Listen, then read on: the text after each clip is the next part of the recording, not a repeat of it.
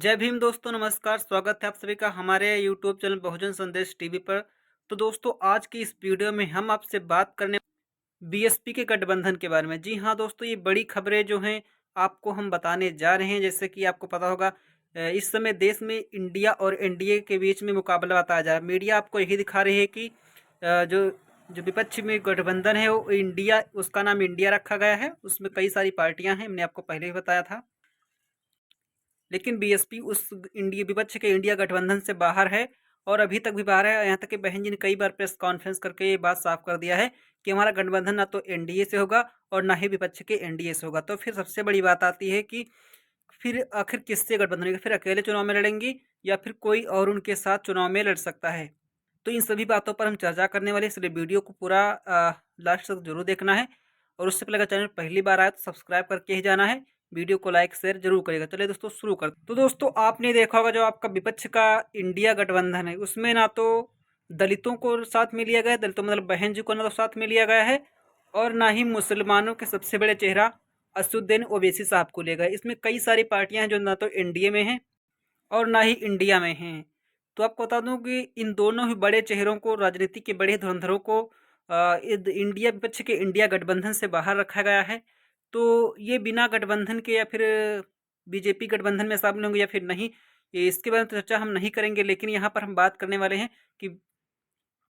कि बीएसपी और ओवैसी किस, यानी ओवैसी की पार्टी जो एआईएमआईएम है, वो किसके साथ गठबंधन में जा सकती है। अगर यहाँ पर हम बात करें, यहाँ पर बीएसपी और ओवैसी के साथ आने के कोई चांसेज हैं या फिर नहीं। अगर हम बात करें इसके इतिहास की, तो पिछली बार अगर आपने बिहार विधानसभा का चुनाव देखा होगा, तो वहाँ पर भी तीसरा मोर्चा बना था। वहाँ पर भी बीएसपी और असदुद्दीन ओवैसी की पार्टी एआईएम ने साथ मिलकर चुनाव लड़ा था, और इसमें ओवैसी का सबसे ज़्यादा फायदा हुआ था। ओवैसी ने 5 सीटें जीत ली थी और बीएसपी को 1 सीट पर जीत मिली थी। लेकिन उस गठबंधन ने बहुत ज़्यादा सफलता हासिल की थी।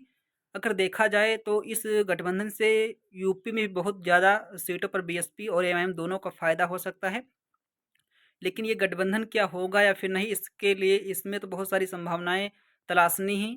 हालांकि बहुत सारी खबरें चल रही हैं कि अगर एनडीए और इंडिया दोनों गठबंधन से मायावती बाहर रहती हैं, तो वो ओवैसी के साथ जरूर चुनाव लड़ सकती हैं, क्योंकि ओवैसी के साथ उनको जो मुस्लिम वोटर हैं वो उनके साथ आ सकते हैं। और इस तो मुकाबला जो तीसरा मोर्चा है बहुत रोचक बन सकता है। पूरे देश भर में मुसलमान एकजुट हो सकते हैं, दलित मुस्लिम एकजुट हो सकते हैं और मुकाबला बहुत रोचक हो सकता है। इस प्रकार मिलकर बीएसपी बीजेपी को सत्ता से उखाड़ फेंकने का प्रयास कर सकती है। अगर तीसरा मोर्चा बनता है तो उसमें ओवैसी जरूर बीएसपी के साथ आ सकते हैं। पिछली बार भी बिहार बिहार विधानसभा चुनाव में बीएसपी के साथ दिखे थे, और ओवैसी बीएसपी के मायावती के हमेशा बहन जी के सपोर्ट में रहते हैं, बहन जी को हर समय सपोर्ट करते हैं और बहन जी के खिलाफ कोई भी बयान भी नहीं देते। इसके साफ जाहिर है कि आने वाले समय अगर बीएसपी का गठबंधन सपा से नहीं होता है तो ओवैसी उनके गठबंधन में शामिल हो सकते हैं, और ये गठबंधन बहुत दूर तक चला जाएगा।